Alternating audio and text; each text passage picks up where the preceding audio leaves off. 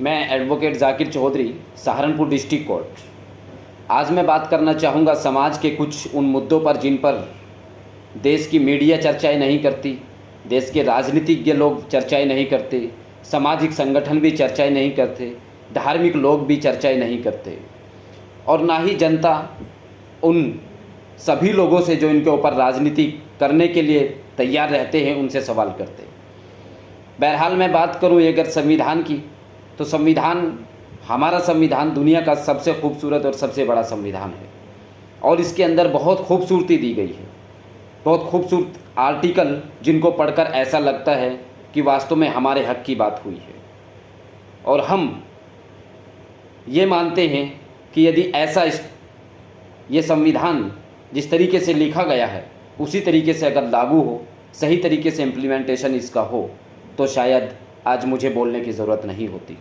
लेकिन बोलना इसलिए होता है क्योंकि लिखा कुछ गया है और होता कुछ है। मैं साफ साफ अगर कहूँ कि संविधान के आर्टिकल 14 को यदि मैं पढ़कर आपको सुनाऊँ तो ये संविधान अपने आप में 2 या 3 वर्ड का है, ये आर्टिकल 2 या 3 वर्ड का है, लेकिन ये बहुत कुछ बयां करता है।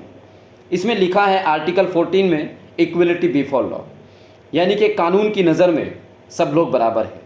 यहाँ कोई हिंदू नहीं, कोई मुसलमान नहीं, कोई सिख ईसाई नहीं, कोई पारसी नहीं, कोई बुद्धिस्ट नहीं, किसी भी तरीके का कोई धर्म इसकी नज़र में अलग नहीं है, सब धर्म इसकी नज़र में बराबर है। कितना खूबसूरत, कितना अच्छा आर्टिकल है।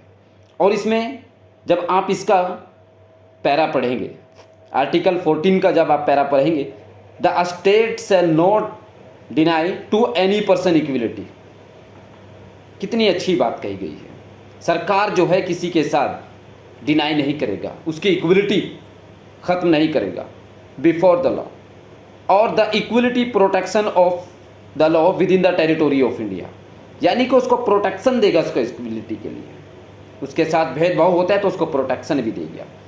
तो मैं बहरहाल ये कहना चाहूँगा, ये आर्टिकल लिख दिया गया है, पूरे इंडिया में ये अलाउ होता है, सब लोग इसको मानते हैं, आप भी मानते हैं, मैं भी मानता हूँ, जुडिशरी भी मानती है, लेजिस्लेचर एग्जीक्यूटिव भी मानते हैं, सब लोग इसको मानते हैं और इसकी नज़र में सब लोग बराबर हैं। लेकिन क्या प्रैक्टिकली अगर आप देखेंगे इसका सही से इस्तेमाल होता है? क्या देश के अंदर आज जो हालात पैदा हो चुके हैं, क्या ये वहाँ आर्टिकल सेट बैठता है? आज हिंदू मुस्लिम की जो राजनीति चल रही है, क्या ये वहाँ आर्टिकल सेट बैठता है? क्या उस कम्युनिटी को प्रोटेक्शन दिया गया है जहाँ एक धर्म के लोग दूसरे धर्म के लोगों को मारते हैं, उनके घर जलाते हैं, उनके घरों के ऊपर बुलडोजर चलाया जाता है? क्या हालात देश में पैदा हो चुके हैं, उसके बावजूद भी कोई प्रोटेक्शन उस कम्युनिटी को दिया गया है जिसके ऊपर ये तरह तरह के अत्याचार हो रहे हैं? कहने को संविधान में ये आर्टिकल दे दिया गया, लेकिन प्रैक्टिकल इसका उल्टा हो रहा है। और इसके ऊपर इतना, इस कम्युनिटी के ऊपर इतना अत्याचार होने के बावजूद भी इस कम्युनिटी के लोग अपना मुंह बंद करे बैठे हैं। अफसोस मुझे इस बात का होता है, ना तो पक्ष यानी कि फ़िलहाल जो सरकार है इस पर कोई विचार करने को तैयार है, ना ही इस कम्युनिटी के जो ठेकेदार बने बैठे हैं सरकार के विपक्ष, वो भी इस मुद्दे पर कोई विचार करना नहीं चाहते, और ना ही इस कम्युनिटी से निकले हज़ारों नेता इस पर कोई विचार करना नहीं चाहते। आखिर ऐसा क्यों? या तो इस कम्युनिटी के लोग, वो नेता जो राजनीति करते हैं इस कम्युनिटी को लेकर के, वो गुलाम है अपने विपक्ष के, या फिर उनको बोलना नहीं आता। यदि इन दोनों में से एक भी नहीं है तो बहरहाल अपनी राजनीति करना छोड़ दीजिए। आज दुनिया ज़मीन से चांद पर जाने की बात कर रही है, वहाँ पर अपना घर बसाने की बात कर रही है, और आप ज़मीनी स्तर पर भी सही नहीं हो, ये अपने आप में एक सोचने के और चिंता का विषय है। हमारी मुस्लिम कम्युनिटी आज राजनीतिक तौर से भी पीछे है, सामाजिक तौर से भी पीछे है, एजुकेशन के तौर से भी पीछे हैं, इकोनॉमिकली तरीके से भी हम लोग पीछे हैं। कहीं तो हम लोगों को खड़ा करिए हम राजनीति में पीछे हैं तो हमें एजुकेशन में, तालीम के हिसाब से तो आगे पहुंचाइए। हमारे सामाजिक संगठन के लोग, राजनीतिक लोग, विपक्ष के लोग। और अगर एजुकेशन के तौर से हम लोगों को नहीं तुम सही करना चाहते तो राजनीतिक तौर से तो सही करिए। उस पर भी आप करना नहीं चाहते। हमारी इकोनॉमी स्टेटस इतना डाउन हो चुका है, आप उस पर तो विचार करिए, उस पर भी आप विचार करने को तैयार नहीं है। क्यों भाई, क्या कर रहे हो तुम लोग? किस तरह की राजनीति कर रहे हो? पक्ष से ज्यादा विपक्ष की पावर होती है। विपक्ष अगर मजबूत होता है तो पक्ष अपने घुटने टेक देता है। आज हम मुस्लिम कम्युनिटी को लेकर के हमारा विपक्ष और हमारे राजनीतिक रहनुमा लोग आवाज नहीं उठा सकते तो कल हम तुमसे क्या उम्मीद कर सकते हैं? बेहतर होगा कि छोड़ दीजिए राजनीति, और अगर राजनीति करनी है तो तरीके से करिए, ढंग से करिए। आप अपनी कम्युनिटी को नहीं बचा सकते, अपने कम्युनिटी को डेवलप नहीं कर सकते, उसका स्टेटस नहीं आप बना पा रहे हो, तो मुझे क्या उम्मीद है इस समाज को, आपसे क्या उम्मीद है, आपकी कम्युनिटी को क्या उम्मीद है आपसे और आपकी नस्लों से?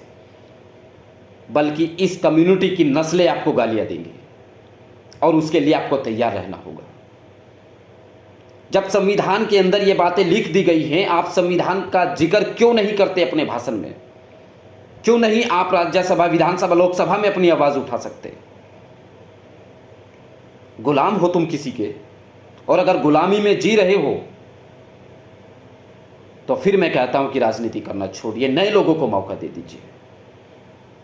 मैं साफ साफ यही कहता हूं कि संविधान बहुत कुछ कहता है, आप गलत मत बोलिए। गलत बोलने का कोई मतलब नहीं है, आप संविधान के दायरे में बोलिए, लेकिन बोलिए, बोलिए जरूर। और अगर बोलना ही नहीं है तो फिर इस्तीफा दीजिए, अपने घर बैठिए, नए लोगों को मौका दीजिए। हालात इस कदर पैदा हो चुके हैं, उत्तराखंड हो गया, वहां मुसलमानों के ऊपर अत्याचार होते हैं। यूपी हो गया, सरेआम कत्ल होते हैं गोकसी को लेकर के, बुलडोजर चलते हैं घरों के ऊपर। राजस्थान हो गया, जिंदा जला दिया जाता है। बिहार होगा, जिंदा मार दिया जाता है। हरियाणा हो गया, घर के घर जला दिए जाते हैं, बुलडोजर चला दिया जाता है। आप लोग जिम्मेदार हो। मैं सब मुस्लिम नेताओं से कहता हूं और विपक्ष से कहता हूं, जो आज फिलहाल विपक्ष है सरकार का, उनसे कहता हूं, बुलडोजर चलने की यदि चलता है तो आपकी जिम्मेदारी है। और मुस्लिम उन रहनुमा, जो राजनीतिक रहनुमा है मुसलमानों के, उनकी जिम्मेदारी है। आप सही होते तो शायद ये स्थिति पैदा देश में नहीं होती। आज हमारा इकोनॉमिकली स्टेटस अच्छा होता, एजुकेशनली स्टेटस अच्छा होता, पॉलिटिकल स्टेटस अच्छा होता, सोशली स्टेटस अच्छा होता। लेकिन हम लोग हैं कहाँ, किस कंडीशन में है, सोचिए जरा। हर वो नेता अपनी कम्युनिटी के बारे में सोचता है,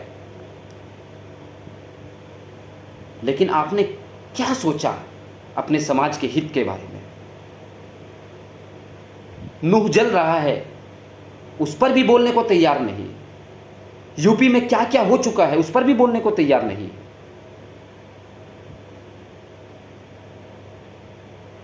बस इलेक्शन लड़ेंगे, फोटो खिंचाएंगे, फेसबुक स्टेटस, इंस्टाग्राम पर डालेंगे और फेमस हो जाएंगे। यही आपकी राजनीति है। क्या इसीलिए आपको नेता बनाया था? इसीलिए आपको वोट दिया था?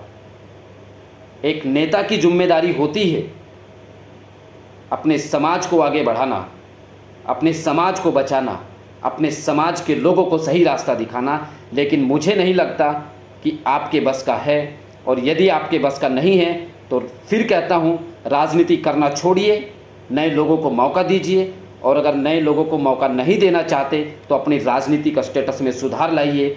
मैं ये बात आपको कहता हूं, और उन सभी देश के मुस्लिम नेताओं को कहता हूं जो आज मुस्लिम मुस्लिम नाम ले लेकर के राजनीति करते हैं, और यहाँ पर बचे कुचे कुछ दबे कुचले लोग, उनके घर जला दिए जाते हैं, बुलडोजर चला दिया जाता है, और उनको घर से बेघर कर दिया जाता है। ना तो वो घर के रहते हैं, ना एजुकेशन के रहते हैं, ना इकोनॉमी के रहते हैं, ना अपना स्टेटस के रहते हैं, उनको बर्बाद कर दिया जाता है। और देश में आज 80 से 85% लोग वही दलित मुसलमान हैं जिनके ऊपर अत्याचार होता है। आप जैसे नेताओं के घर के ऊपर बुलडोजर नहीं चलता, और अगर चला हुआ होता तो शायद आज आपके प्रोटेक्शन में आर्टिकल 14 और 15 में आपका बचाव हो चुका होता, क्योंकि आप अपने लिए आवाज़ उठाते, हमारे लिए नहीं उठा सकते। मुझे पूरी उम्मीद है कि यदि आपको राजनीति सही करनी है, समाज को आगे बढ़ाना है, तो प्लीज़ हाथ जोड़कर मेरी रिक्वेस्ट है, इस समाज के लिए कुछ नया करिए। और अगर नया नहीं कर सकते तो राजनीति छोड़िए, अपने घर बैठिए, नए लोगों को मौका दीजिए। Thank you.